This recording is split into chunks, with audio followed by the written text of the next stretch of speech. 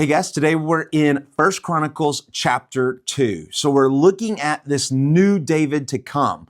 Well, in order to look for the new David, we've got to know the old David. And so in chapter 2, we see the genealogy of David, right? So remember where David comes from. He comes from the tribe of Judah, the son of Jacob, or here called Israel. Who was the son of Isaac, who was the son of Abraham, right? So we're just getting the order of reminding all of these people hundreds and hundreds and hundreds and hundreds of years ago what had happened.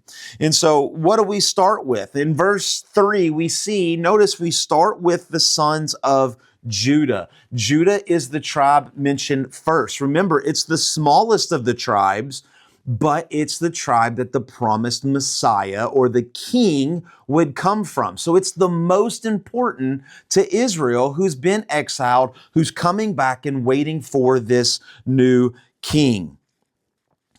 We even see in verse 15, it mentions that David was the seventh of the sons, right? So it gives us some important here. We see in verse 18, this guy named Caleb steps on the scene. Caleb, if you remember, is a guy that he was in the tribe of Judah, but he is not in the order of the kings. Just because you're from Judah doesn't mean you're going to be a king. There's kind of like a king line and a normal line. And so David is the king line. Caleb is the normal line. It doesn't mean that they're anything bad. It's just not the line in which the kings are going to come from. And so we get a breakdown. Once again, we're teaching people who have been exiled, who've been gone. There's no priest. There's nobody to keep this record going and alive. This chronicler is putting all of this together to say, here's who David is. He's from the tribe of Judah. Here's these other people from Judah. The Messiah is coming from this line. So look through this area, not through this area. He's just giving an idea of where the Messiah will come from.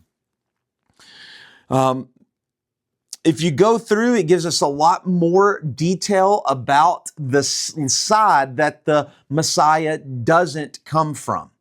And so you might say, well, why didn't he spend that much time on the side that the kings do come from? Well, if you're looking for something, you've got to know both areas. I know where to look and where not to look, right? So he goes into great detail of where not to look. So in a couple chapters, when we look at where we're supposed to look, we can easily see this new king that is coming that God promised all the way back to Abraham, even before then in Genesis 3.